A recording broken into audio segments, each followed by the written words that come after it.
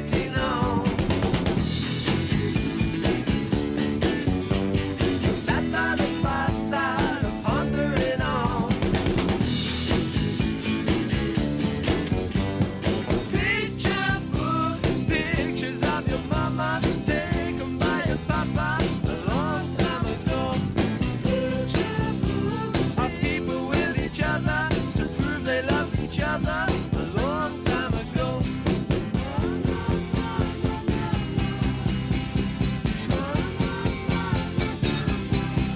Picture book, picture book.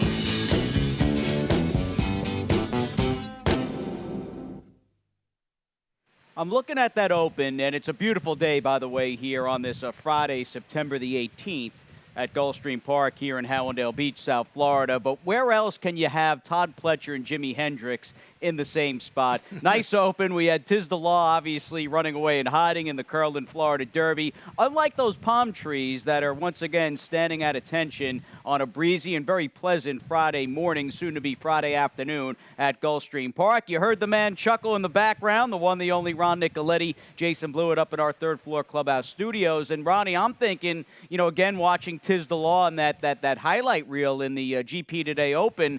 I mean, what are we, 15 days out, 2 weeks and a day out from the Preakness? Yeah, just a couple of weeks from the Preakness. I was looking at that video. Did you see? I didn't see Zulu Alpha.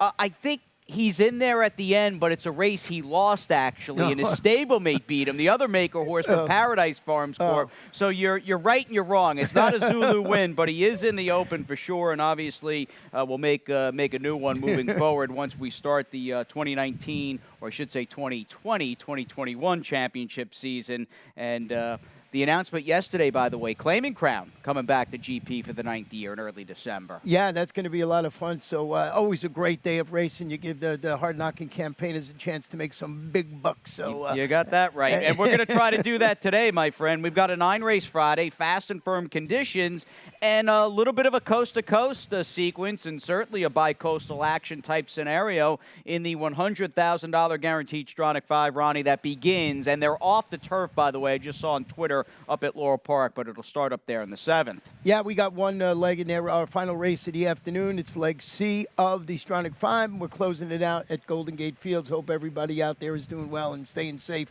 Just a crazy, crazy situation with those fires. Yeah, no doubt. A week out, by the way, with the postponement that is of opening day of Santa Anita's fall meet. They are taking another week between meets beginning, and we wish them the best of luck too with Friday, September 25th, a week out from opening day at Santa Anita Park. But here we go at Gulfstream. We've got the big money, the perfect weather conditions, and that big money guarantee, in fact, of $650,000 on this fast and firm 9-race Friday card that begins in about 50 minutes time with that 12:05 Eastern opener. And I'll tell you, Ronnie, going from the Rainbow Guarantee into my early pick 5, they're all going to have to get around the 10-horse Bastion LeBrown in this upcoming first race. I am really hoping the number 3 Silver Dollar City, though, not only improves second out, just has a far better break than that one had in his debut against Bastion LeBrown on August 28th. I'm going to go 310, but again, the favorite is legit on that outside post, or from that outside post. A bit of a tricky second race as to who's going to take to the turf, who can stay the 8 furlongs, and who might get the lead in that spot as we come off a return to the turf here yesterday afternoon, where the inside pass combined with early speed, they were basically unbeatable in a handful of turf races. Does that trend continue today? Acor's the story of the third. I don't fully trust him, therefore I didn't single. I also used the 4 Kazar Moon. And then I've got a 2-horse spread for the remainder of the sequence, and that includes a 5-9, hopefully winning cash-out leg, where I think aficionados, the filly to beat in that race for Luca and Patrick Biancombe, but I like the turf fields of late for the 9 Extravagant Rosie, and do believe she is taking a needed just dip in class, and I think she's going to run well this afternoon. You've got that $24 play for me. But, we can check right from the pick 5, Ronnie. We can get right into the first race, of course, and we do have that last out rematch because, just in terms of numbers, you got 6 horses coming out of a race we're about to show you. The second race on August 28th. The horse that I wanted to focus in out of the gate is the number 5, Silver Dollar City, who just was off a little bit sluggishly and a little bit awkwardly, and that clearly as a first-time starter put him behind the 8 ball. Took him a while to even get his feet and more of a smooth action beneath him, if you will, and he won't really fire from there. Bastion LeBrown, though, does fire, and although is still a maiden coming into today's race, winless in 3 starts. Clearly, Ronnie, you've got a horse trained by Victor Barboza Jr., who I think in terms of just the horses that have run, he's got a sizable cushion where the argument remains if nobody takes a step forward, he might just be a little too fast and too good for this field. Yeah, going to stretch out to 3/4 of a mile. You see him right there. He rallies to finish second. And that was in back-to-back races at 5.5 furlongs. You mentioned the connections. Emacile Jaramillo, what a day he had yesterday with 4 wins. This one's going to sit a nice outside stalking trip today, and I think that extra half a furlong is really going to help. Silver Dollar City, you showed the problem this horse had for Ralph Nix. Edgar Zayas will be in the saddle, and I split it with Worlds on High, who's the son of Shanghai Bobby, debuting for Safi Joseph Jr. Consistent morning work tab showing. He's actually got 2 in the race, and I went with the one with Alberto Burgos. I've been liking the way that kid's been riding the last couple of weeks. Right, the other Safi firsters, the 9 Perspective, who's got Victor LeBron in off a pretty crisp half-mile breeze at Palm Meadows. I've got the other Safi firster capping my super there in the first. We move on to the turf, a bunch of turf races today. And again, as we move forward off yesterday's return to the grass, and if you were joining us, it was our first day because of the weather we had last week, our first full day on the turf going back to Monday, Labor Day, and it did seem like early speed and the inside was what you wanted. Even Anti-Reen, Ronnie, who closed from off the pace, still was able to do it, slipping up the rail in the last race yesterday. Does that trend where the inside pass seemingly had an edge, does that continue today? Well, I've been watching this turf course all summer long. Of course, we're working on the inside paths, getting ready for the championship meet, so the rails are farther out. But it doesn't matter where the rails are. It doesn't matter what kind of weather we had the week before. Speed has been good on this turf course all summer long. And I think you're right. It just seemed to be a little bit better yesterday, first race back. You don't know if it's because of the style of the horses, but certainly if you had that speed, you had a good chance to win. And your horse may have some speed. Probably not the fastest filly in here. If you're looking for the inside speed, it might be the 2 Tantalizing Gal. Why don't we start with her? Because she's a midshipman filly. Ran, I thought, fine in her turf debut. Nobody was beating I Am the Boss, who just ran away and hid as a pretty big favorite. Yet you've got this stat for Kathleen O'Connell. Let's start because of the running style from post 2 with Edgar with the number 2, Tantalizing Gal. Yeah, with her 2-year-olds going a sprint to root on the turf. She's 3 for 24, 21%, 33% in the money, and a big return of investment of over $6. Something you don't see Kathleen do at all, or, very rarely. And when she does it okay. So I just thought that this was an interesting angle. And if this one has the speed with Edgar, it could be certainly very dangerous this afternoon with that nice inside post. Again, though, just as far as prior turf form goes, and you don't have a lot of it in this race, but you've got, I think, as far as the way the race plays out on paper, the starting point, forgetting about running style and the way the turf was yesterday. The 11 Awesome View ran really well, I thought, all things considered, on the turf. And again, she to me just seems like the measuring stick going into this thing for Ralph. Well, she's going to stretch out around 2 turns this afternoon, return from that layoff to finish a well-met second. That was her career turf debut, and it was going 5. You mentioned Ralph Nix, Emacile Jaramillo handling the stretch out today. I like that horse this afternoon. We got 1 scratch in that race, so breaking from post 10. I'm not as concerned as I was earlier on in the meet. It looks like these horses on the outside path, if they had that ability to get over and show some speed, they can be very dangerous in here. I'm going to take a flyer. First-time turfer, Okalani, second out. Winning barn here, who again has just had a breakout 2020 in Trader Carlos David. Again, the caveat with this filly by Two Step Salsa, and I'm not a huge fan of that sire, certainly on the turf, but you don't know where she stands as far as her ability. But she wasn't that big of a price in a 9-horse maiden special weight. She didn't run all that well. In fact, didn't run any good at all here. towards the end of last month, but she's second out today for a 25% barn. She does have, there are 3 siblings that have tried the turf. One of them won on the grass. I'm going to take a shot with the 9 Okalani, just my respect for trainer Carlos David. We move back to the main, and we'll cash out this opening pick 3 on the card. And, I mean, the story of the race is how do you proceed? Maybe your trust level here with the 2-8 core, who in the end I wound up just taking this horse who I thought would sit a good trip, in all likelihood, tracking your horse, the 8 St. Joe Viper, who if you want the speed, that horse is probably going to be the speed of the speed. Well, dropping to the $8,000 level on the main track today, set the pace, tired when facing those 12-5 claimers, going a 2-turn mile in the turf.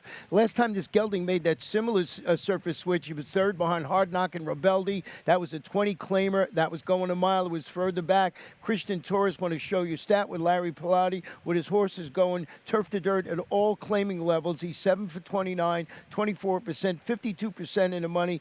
307 is the return of investment, and I'm just keying off the fact that this horse last time was on the dirt, faced better, including Rebeldi, who came back and won impressively for Terry Pompey just last week. I believe it was last week. Yeah, feels like last Thursday, last Friday. No, Rebeldi's turned out to be a pretty rock solid mid-level 3-year-old claimer. No, I'm here. I'm with you, and I hear you, man. St. Joe Viper's got a chance, and for me anyway, I think the biggest appeal of his is his running style. I mean, he is a fast horse, but I'm hoping the dip in class with the 2-8 core, though it might be construed as maybe not such a great sign. I'm hoping it's okay this afternoon with Amador Sanchez giving a leg up to jockey Edgar Zayas. As we take a quick timeout, we'll give a leg up to Ronnie's Rainbow 6 after this.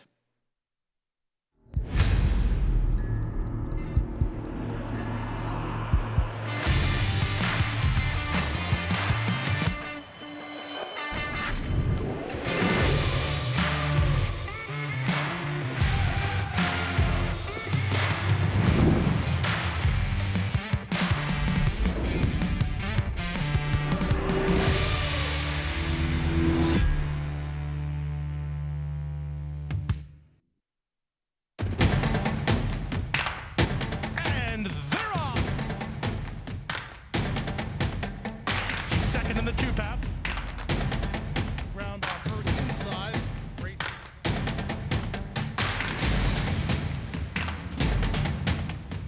And a quarter of a mile to go, and he's 6 on top. Last of the 12 as they roll into the backstretch.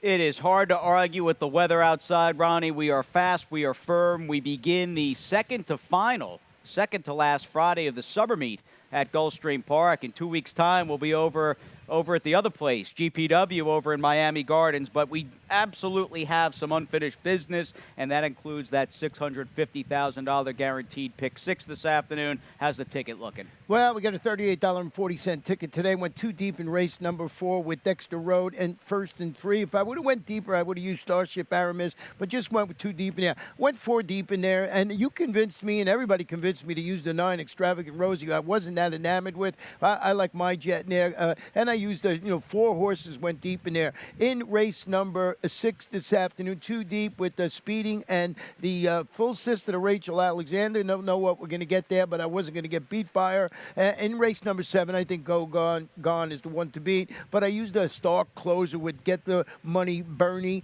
Also, he went 2 deep in race number 8. I like Star Wancho today at 6-1. Also used Starship Apollo going to the Gary Jackson barn. And in the last race, 3 deep with Yaffa, Silver Sky Smooth, and Miss Melania, and that is part of the Stronach 5 this afternoon. Right, the Stronach 5. We've got our 9th race here in the mix at Gulfstream Park. Race number 7 starts that $100,000 guaranteed pick 5 with just a 12% takeout and seems to pay a minimum of a G-note each and every Friday we have it. Looking at this Rainbow 6 opener, a dated $8,000 claimer, I think you're smart using 2 and only 2 here. And in my eyes, both the 6 Dexter Road and the 7 First and 3, who are coming out of the same race, beaten by the Safi drop down in JS Bach, I think they are separated from the rest of this field on paper anyway by a pole. I really think this is a two-horse race between two horses that are fairly evenly matched and weren't all that far from one another last time out. Yeah, Dexter Road comes off that solid second place finish for Tammy Levy. Angel Arroyo in the saddle, first and three, hoping to turn the tables today. Got collared late by J.S. Bach, as you mentioned, and Dexter Road. So I thought those were the logical. Starship Aramis turning back to the mile for one areas, who claimed him a couple of starts back. Maybe you put this horse on the try. Almost added it to the Rainbow Six, but I didn't. I don't think there's a need. I really don't. I think you made the right call just going too deep there. We'll see. That's the fourth race. The fifth, meanwhile, does start the late pick 5. We're on the turf. Got some 3-year-old fillies. Might be a little light in this race. And it's funny. I went back and just prepping for the show this morning. I don't know if I gave enough respect to Ronnie's horse in the 6, Mijette. And when you consider the turf the way it played out yesterday, that horse may have gotten a big boost as far as maybe a track trend is concerned. We'll see, though. But I'm in the camp of the 5, Aficionado, and I do think the 9, Extravagant Rosie, not only improved last time out on the grass for trainer Catherine Davey, but did it against a better field than this one, and I like her. I think she's really going to be a good fit running for 30,000 claiming this afternoon. 3 deep, although I think the 2, as far as the 6th race goes, the 2 most important horses. You've got the Cassie second-time starter in the 5 Speeding, who's probably going to be favored there, even with the full sister to Rachel and Gladys from the outside. I also included the Uncle Mo second-time starter, who was just bet so strongly here and didn't run after a tough break. So 3, 5, 10 for me in the 6th. A 2-horse spread in the 7th. That race had a major big scratch, an early scratch of the 9 Fully Loaded, who, if memory serves, is running here tomorrow afternoon. Is that horse in the Panty Price race tomorrow, Ronnie? Do you remember Fully Loaded? I think he's in the... Yeah, he's in that race, I'm pretty sure. Yeah, it's a good race tomorrow with the 10-year-old Panty Price. Real good turf sprint on that Saturday card. 3-pack for me in the 8th. I am most interested in the 8, Are You Talking to Me? And 3-6 in the last race, where Yaffa just is gonna start the discussion. I mean, that's a filly that just ran really well in context of the field she's facing in her turf debut for trainer Michelle Nihei. This 5th race, though, we took different horses here, Ronnie, but I feel as though your top pick, who has the speed, as a whole, makes up or at least plays part in the most important bullet, pre-race bullet to this race, and it's that very important 3-horse rematch from August 28th, where you had Yolanda's Pride, who just ran away and hid and was a big 3-5 favorite in that spot. But you've got Galileo's Ballerina dropping out of that race. Does she step forward? Second time out for Dave Fawkes. The 5 Aficionado's been very solid, and you clearly want the speed, who couldn't match strides with the big favorite Yolanda's Pride, but may get loose here in the 6, Mijette. Well, she drops to this level after setting the pace, yielding late when facing those 45 claimers going the mile on the grass last out. Speedy daughter Bernardini have Edgar Zeiss. I think it's an easier time on and near the front end with that scratch. With the horse that won last time out. I think there's a good spot for Mijep. Galileo's Ballerina, for all the reasons you mentioned, expected to take a positive step forward today. You hope, anyway. Yeah. And Aficionado just seems to finish second or third, so I backed off it a little bit. And like I said, I added Extravagant Rosie after I saw there was the morning line favorite. You had picked it. I said, I got to go back and look, and I thought maybe this horse's back class would mean something, and I added it to my ticket. And that's basically why I picked her. It's a combination of her solid 2-year-old campaign on the grass, mainly referencing her mid-July of 19 and late September of 19 efforts on the turf. And I feel as though she ran a lot better second off the layoff. Her last start here on August 20th, because we had not seen her basically from mid-December through 4th of July, and she didn't run all that well off the layoff, but I felt as though she took a step in the right direction, and I'd like to think off that race, you might even get more improvement, and that coincides with just an easier field. These are easier horses than that Florida-bred restricted allowance condition or optional claiming conditions she's coming out of. And the thing with her, Ronnie, too, I mean, Mijette's probably going to control, but I think for me anyway, the good news with Extravagant Rosie is she's not slow, where she might be getting that first over trip ready to pounce if she's good enough. And just wanted to mention everybody out there right here in that race, Joseph Treos, no longer an apprentice, is now a journeyman. So that's interesting. I didn't know that. Yeah, be carrying the K. It started yesterday, so he got lost his bug. He'll be a journeyman from here on out. Did a good job this summer. Yeah. I feel like he may have gotten here a little late, per se. You know what I mean? But even in the short time Joe's been here, he's built built up a lot of business and is close to 50 wins for the summer meet, which has been a good accomplishment for him. And, yeah, best of luck to Joe, no doubt, moving forward. Both him and Christian Torres are now journeyman riders, and good luck in a pretty deep colony.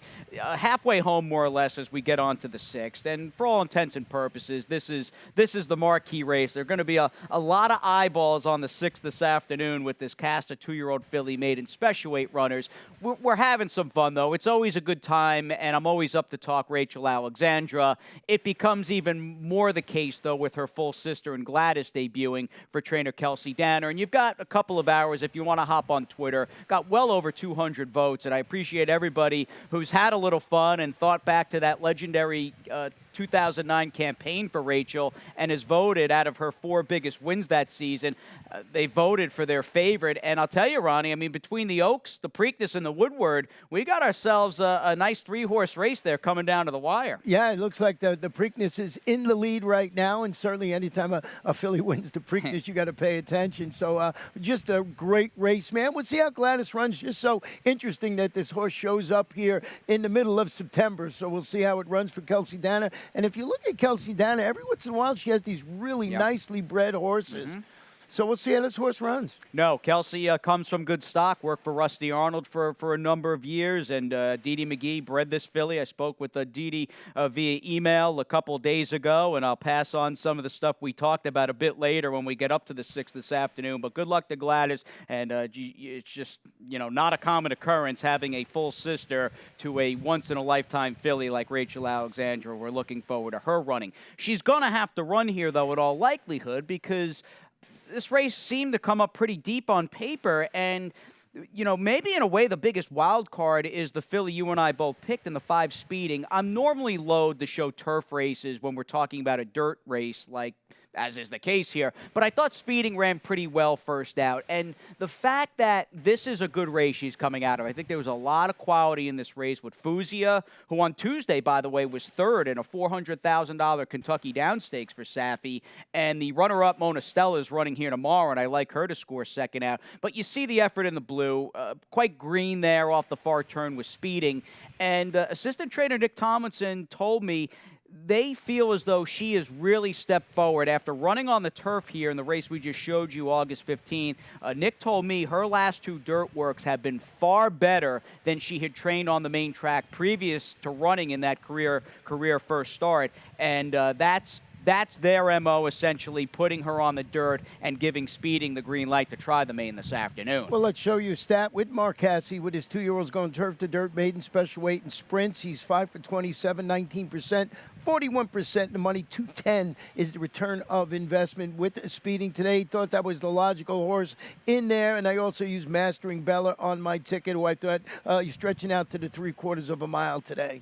Let's pop real fast the Mastering Bella race with Beyond Heavenly. And I've got the Uncle Mo filly 2nd. You've got her 4th for Louis Roussel. Got bet off the board. And her day may have simply ended right out of the gate. She's the number 8. They break, including the big even money favorite, the 2 rest of the story look good, running away and hiding. And this was a case where Beyond Heavenly just was trying to climb early on, trying to get over the dirt, and just never fired. Now, Mastering Bella did run a good race. Beyond Heavenly, I hope, improves today.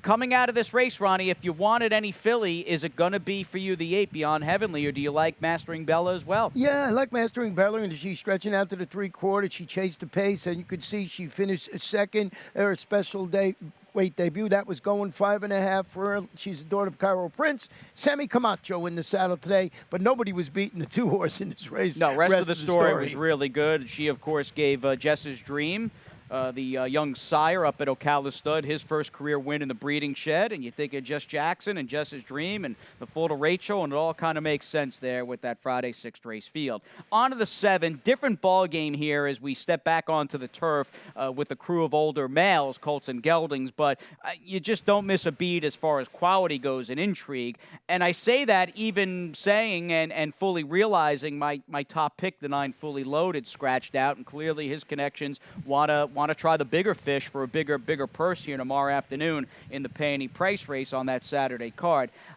why don't we start talking about Soldali and Sublime Appeal? I do want to show this race, and I was wondering, because this was during this race we're about to show you from August 16th. I was off that week, and I saw Sublime Appeal, Ronnie, actually won, and I was did you bet this horse in this race? No, I did not, and it's a stack, and I was so mad afterwards. I was talking to somebody. I was going to bet it and totally forgot. This was a perfectly timed victory by Edgar Prado. What a ride. I mean, what a ride. Such a good ride. Yeah, and 14-1 upset, and you know the joke is I've always bet these stack horses for the last 10 years, and of course I've missed about 3 this year because I'm yapping all the time. Well, that's an issue you have. I'll shoot you a text today. I'll remind you. Now, Sublime Appeal and Soldali both ran well in that race. Sublime Appeal was unbelievable in the win and did get that vintage Hall of Fame caliber ride from Edgar.